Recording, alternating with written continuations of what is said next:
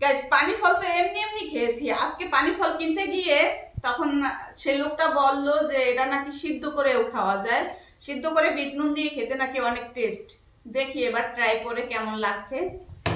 সেই জন্য অল্প করে মানে সিদ্ধ করেছি, এবার একটু ট্রাই করব, যদি ভালো লাগে তাহলে আবার পরে সিদ্ধ করব।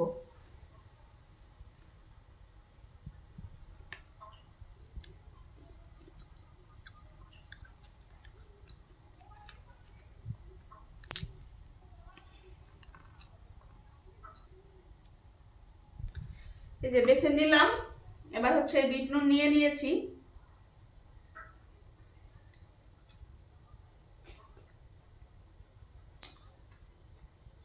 আসলে একটু অন্যরকম,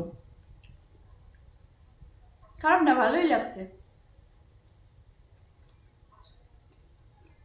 ভালোই লাগছে, ট্রাই করতে পারেন।